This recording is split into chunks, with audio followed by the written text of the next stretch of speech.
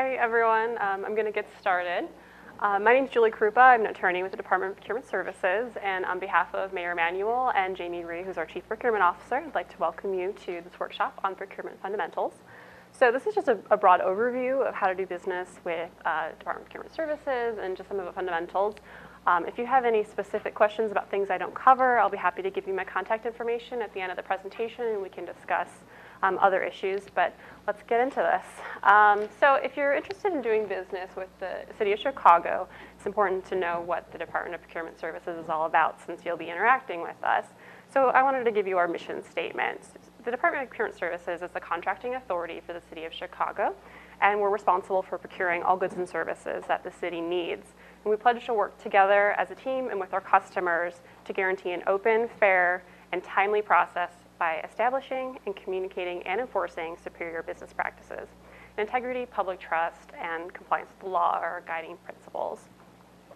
So if you're doing business with a city, there's a lot of terminology we use that you might not see elsewhere, so it's good to become familiar with some of the terms that we use. So every bid that we do, because we have a competitive bidding process for the majority of our contracts, we'll have a bid package. And in that bid package, there's a checklist. So one thing that's really important to do is to take that checklist out, read through it, and become familiar with everything in the bid package, make sure it's all there. And also review what's called a specification, which spells out what it is exactly that the City of Chicago needs. Sorry, making sure my mic is correct. So once you review those, it'll give you a better idea of what it is that the city wants and what it is that you need to give us in order to submit a bid. And part of the reason this is important is because your bid needs to be both responsive and responsible. And in order to be responsive, that means that you need to submit everything that we've asked for. You need to give us the product we're looking for. You need to fill out all of the checks and boxes and sign where you need to sign. And if you don't, your bid could end up not being considered. So you really want to make sure that you're giving us what we've asked for. So some of the terms that we use frequently, most people know what a contract is. It's a written agreement between the City of Chicago and one of its vendors for the provision of goods or services. There's a number of different forms of contracts. Many of these are available online. If you search for City of Chicago standard contract forms, they're all available so you can see what the different terms and conditions are in most of our contracts. A bid package is a set of documents that we issue that spells out what exactly we want to buy, whether the good or service, and like I mentioned before, it's the package that will contain that checklist that you can respond to and that we evaluate. So addendum, that's another term that we use frequently. So when we issue a bid package for something that we're interested in buying, and say, for example, we have a pre-bid conference, and someone comes in and asks us a question, and then we realize, we really weren't as clear as we wanted to be about what it is that we're buying. So then what we can do is issue an addendum, and we can clarify any questions that were raised. We can correct things that we mistakenly put in the bid package we didn't want, and that's called an addendum. An amendment or a modification, it formally changes the terms and conditions of our contract. The most typically amendment or modification you'll see is a change order and construction contract. Some other terms, bids. Generally, most of our contracts are done through competitive bidding, which is a sealed competitive process where the lowest responsive and responsible bidder will be awarded a contract. This is pursuant to state and local law. We also have a request for proposals. This is when competitive bidding is not required. It's typically used to solicit proposals to implement a new project where we need a high level of technical skill. So for example, like IT contracts where we need someone to develop a new system for us, lowest price might not be the only factor that's important to us. Then we might really need someone who is an expert in the field, has a lot of experience. So in that case, price is a factor, but it's not necessarily the only factor we're going to evaluate. And that gives us the opportunity to evaluate proposals from vendors to determine who's going to give the city the best value. Another method is a request for qualifications. Like the name sounds, it's a qualifications-based proposal. So, procurement system. So price is not a factor of this. What we want to know is who's the most qualified. When we have federal funds involved with a contract, price can't be considered. So That's something to keep in mind. And often when we have a request for a qualification, what we need is someone who has a high degree of technical experience and skill. And an RFQ can lead to a master consulting agreement, or an MCA, in which whoever is awarded that will be issued task orders, which are kind of like mini contracts under the master consulting agreement. So a major initiative for the City of Chicago and the Department of Procurement Services is to create opportunities to develop and increase participation of minority and women-owned businesses. So Section 292-420 of the Chicago Municipal Code sets forth the city's minority-owned and women-owned business enterprise procurement program for all contracts other than construction. There's also a section for construction contracts, an MBE-WBE program, which is 292-650. And MBE and WBE, excuse me, MBE-WBE goals, trying to talk too fast, they can be met through a variety of ways. If you are an MBE-WBE yourself, your participation can count towards those goals. You can form a joint venture with a certified MBE-WBE, and you can also subcontract out those opportunities, or opportunities within the contract to MBE-WBEs.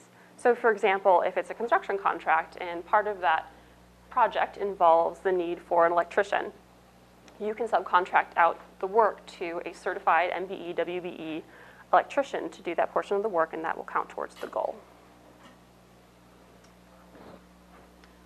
You can also meet the goal through indirect participation. So, for example, if you hire an MBE-WBE in the ordinary course of your business, but not exclusively for the performance of the city contract, that can go towards your goal. But in order to receive credit, it's important to keep in mind that they both have to be certified, either by the city or Cook County, and they also have to be performing a commercially useful function. So if a contract has a goal, for example, a 2% WBE goal, you can't receive a reduction in that goal unless you submit a written request to the Chief Procurement Officer. And you have to demonstrate that you've made good faith efforts to meet that goal. So you have to show that I solicited WBEs, I reached out, I went to vendor fairs, I tried to find someone to do this, couldn't meet the goal. But you have to show that you tried to meet that goal. Otherwise, you have to meet the commitment of the 2% in this example. I mentioned commercially useful function a moment ago, and just to briefly speak on what commercially useful function means, it means that a certified firm has to be carrying out the responsibilities by actually performing, managing, and supervising the work involved. So it can't just be someone that is off-site pushing papers around and funneling work off to someone else. They actually have to be performing the work.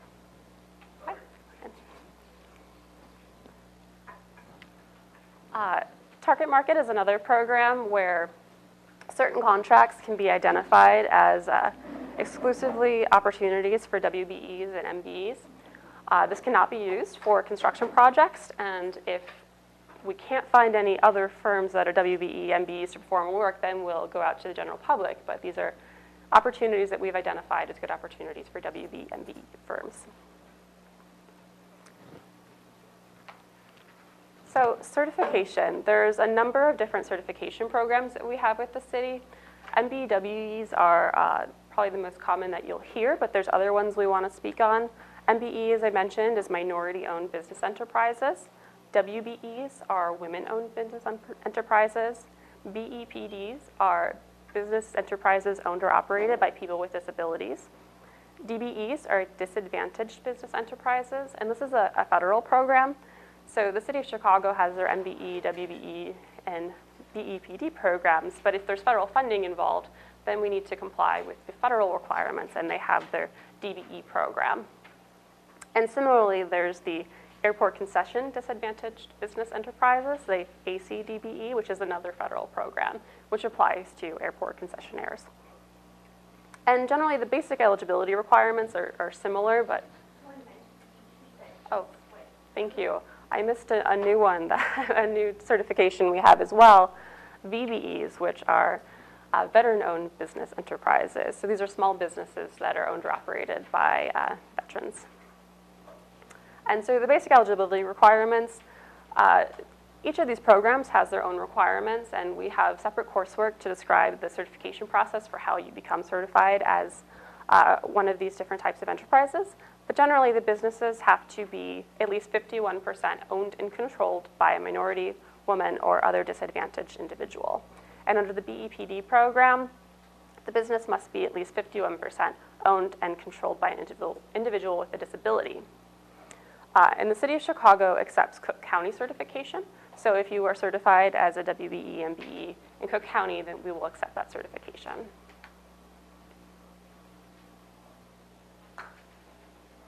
So economic disclosure statements, this is a requirement for most of our solicitations. It's an online form that you need to fill out where we're interested in who owns your firm. So in addition to the actual firm bidding on a contract, we need to know every legal entity and individual that owns 7.5% or more interest directly or indirectly in your firm.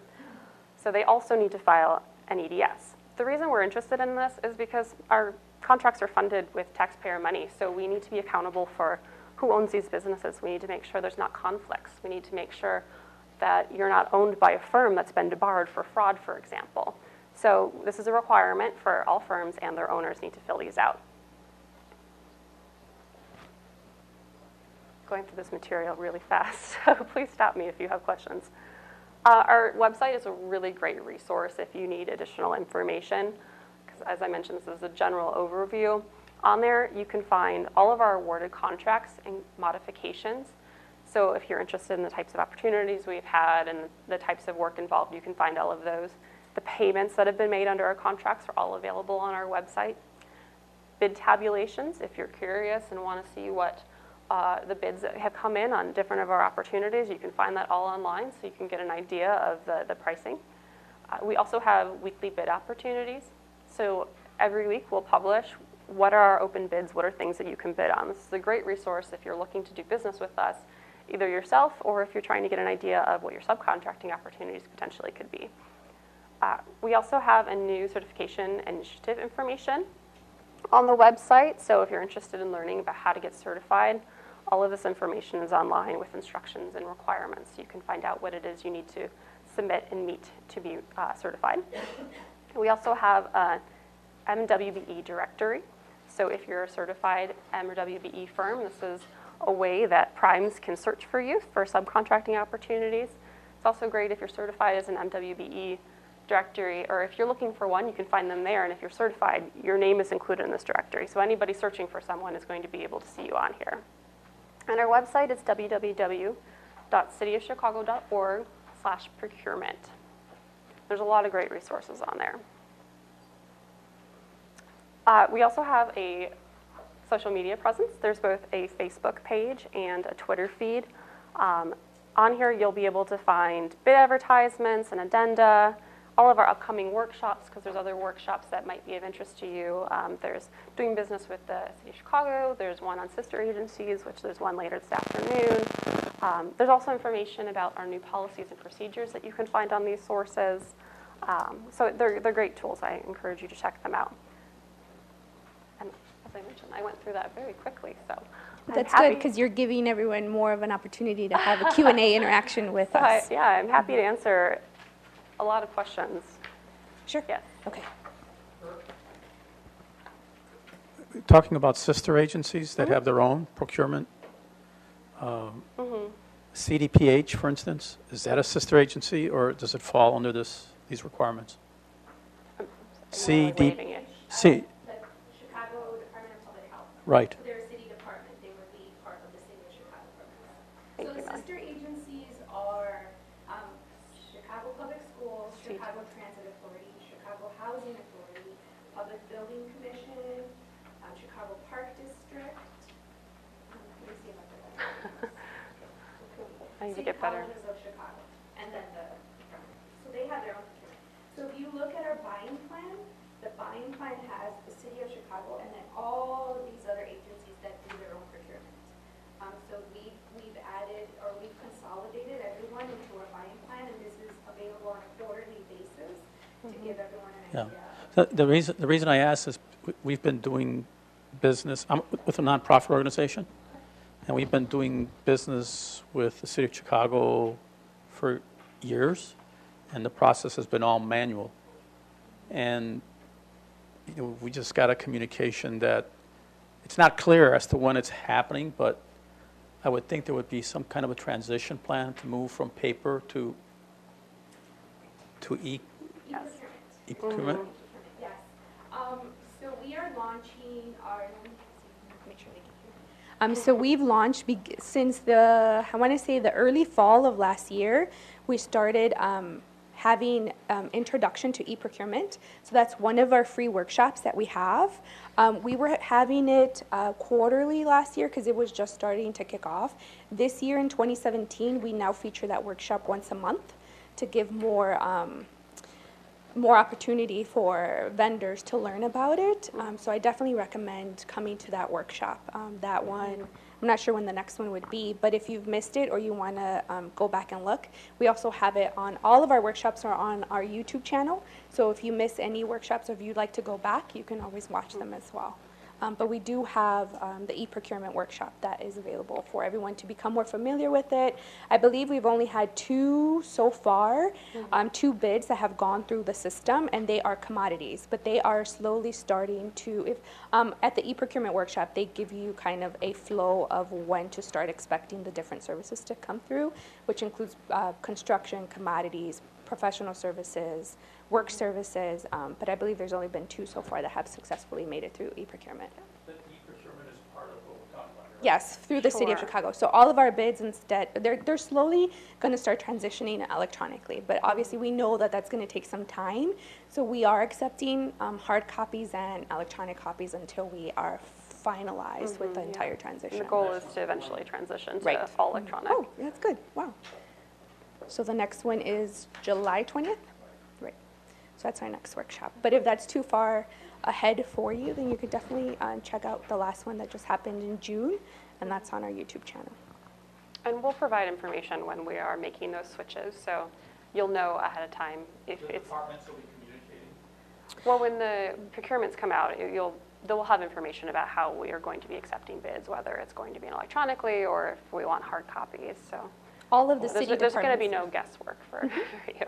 And we also have an e-procurement one-pager that kind of gives you a little bit of an overview on what the e-procurement is. If you want, you can give me your card and I can email it to you as well. I think we might have it on our website as well, but I can confirm that for you. Any other? So everything flows through the listing of RFPs, right? So you'll- it starts there. You'll see it on our bid opportunity list and on our website and in the newspaper. So we obviously put them out on the Chicago Sun-Times newspaper. We put our bids out on. We add them to our bid opportunity list. And then when you go to our website, it has 2 sections. It has the e-procurement bids and then the regular paper bids that are still going through. So you'll be able to navigate and see which ones are specifically e-procurement and which ones are still the traditional way. Any other questions?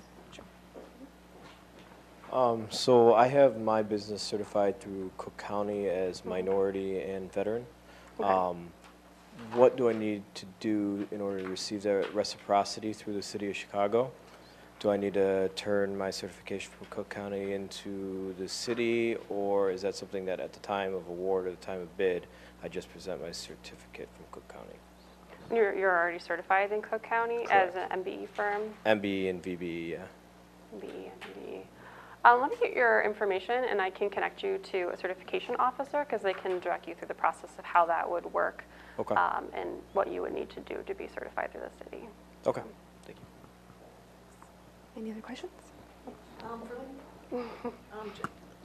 This is kind of twofold, Sure. just to piggyback, but now if we have a requirement that we have to fulfill an MBE, VBE, or actually MBE, WB, it's like, 15%, MBE, 15% WBE. Is there any way like a VBE could cover one of those, or does it have to be MBE, No, WBE? if there's an MBE and WBE, then That's it, that minority-owned does- business or women-owned business respectively will need to. Okay, both ways. and I know you guys aren't procurement, but like, for instance, we submitted an RFQ, about a month ago for professional services. How long do you think the notification? It probably depends on the procurement or, So there is a tool we have. It's called our bid tracker module. Okay. So if you go to the cityofchicago.org website, in the search bar, the easiest way I would say is to just do bid tracker there. If you have the spec number for whatever your proposal or your RFP or RFQ is for, and you enter the spec number there, and it gives you like a little diagram that shows you where in the process your bid is. Or where in the process that spec is, actually. That spec is. Yeah, sorry. So you probably can't check the individual bids, it just does a big general. Just the process in Because general. we don't know how many are coming. Exactly, okay. Mm-hmm. Thank you. And that's on the City of Chicago website, okay. Thank And you. if you want, you can exchange information. I can send it to you. Great, directly. thank you. Any other questions? There was one over here.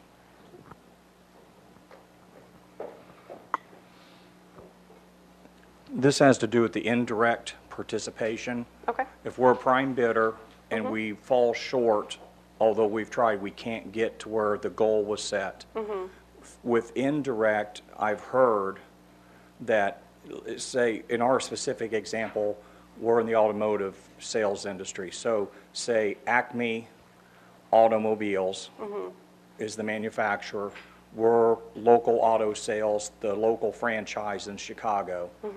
Acme Auto Manufacturing is based in Chicago, and they do business with MBE, VBE, WBE businesses. I've been told that we can use their dollars spent as indirect on our bid submittal. Is that correct? Are you speaking for like a current contract opportunity that you're wondering, Not- or just in general? No, well, which would be upcoming in the next few months. So it's going to depend on the situation, because you're going to be submitting a compliance plan where you're going to tell us how you're going to meet the goal. So if I'm going to refer you to the website, which has a lot of information about the direct and indirect participation, which can probably flesh out more of your what you're looking for. But you're going to need to demonstrate to us how you're going to achieve it, whether it's through direct or indirect participation. So. Yeah, that's, You can't do it after. So if you, let's say, for example, you say, I'm going to have all direct participation on this contract, and then. no, this would be putting the plan together before the bid is submitted. Yes, then you would be able to use the direct participation for a portion of your goal. Well, would it be direct or indirect? Because I would be using, direct would be items that I use a subcontractor for to maybe paint or make some modifications to the vehicle. So that'd be direct participation. Yeah. Indirect would be office supplies Yes. or building maintenance. Also, I was told, like I said, my specific question is, can I use a Chicago-based manufacturer that we will purchase the vehicle from to resell to the city of Chicago? Can we use their MBE, WBE, VBE dollars towards indirect participation? So they're the, I don't want to, I don't want to take up the Okay. session with us. Why don't we talk after so I can get some All more right. information, and then All right. I can hook you up with a compliance officer who might be able to better assist with your All right. specific Thank you. situation. Any other questions? Sure. On the topic of WBE, MBE, as a nonprofit organization, there is no ownership structure. Is it relevant to nonprofit organizations that participate in procurement? So you're asking if a nonprofit. A can be 501c3, certified? there's no shareholders. It's a corporation, nonprofit, from IRS standpoint. But there is no unit ownership, or there is no shareholder ownership. A nonprofit, does that ever come into, is that of any relevance if you're dealing with a nonprofit versus unit-owned? I honestly am not familiar with if we've ever had a nonprofit attempt to be certified as an MBE-WBE. So I would need to look is into it even that. relevant? Well, I would need to look into that, because the majority of our certification programs require 51% ownership and control by a minority or women-owned business. So if there's no ownership, I'm not sure how we would be able to meet that requirement. But I would need to look into that further. I wouldn't want to advise you Yeah, incorrectly on that. Because there's a lot of nonprofits that deal with the city from a procurement side. Sure. And I just want to make sure that Yeah, because they aren't at a disadvantage because they don't Sure. have unit ownership. Sure. I mean, the general requirements for eligibility, as I mentioned, are you have to have at least 51% ownership. So I would need to look into how that would apply. So did you take his card earlier, I think? Or we'll get your information and we can look into that for you. All right, thank you. That's a good question. Anyone else? When submitting a bid package, there's like a checklist at the end, and some of it says like you can omit certain pages. How strict are you guys about? So if there's a checklist that says you have to submit it, it has to be with the bid. If not, it's not responsive. If it says you don't need to submit it, then that's in your discretion. But it's important to keep in mind that anything that is required has to be submitted. In that certain order, just as well too. Yes, with the checklist, I would submit everything exactly in the order of how it asks you to submit it. Okay, and if something's not included or it's included in the wrong spot, you guys will just dismiss the bid? If it's in the wrong spot, we're not necessarily going to dismiss your bid because you're still responsive if you submitted it. If it's not in there and it's a required document for responsiveness, then your bid would not be considered. Okay, thank you. Any other questions? No? Oh, great. So as we mentioned, we do have a second class today at 3:15. If you're interested on learning how to do business with two of our sister agencies, that includes the Chicago Housing Authority and the Public Building Commission. That class is at 3:15 and it will be up in room 1103. The next workshop is next Wednesday, and that one is how to navigate our DPS website. I know our website is pretty robust and there's a lot of information there, so if you're not familiar with our website, just like Julie said, all the different topics on there about the website that you would like to become familiar with, we have that class next Wednesday at 2:30, I believe. So thank you so much for being here today. Thank you. Thanks, guys.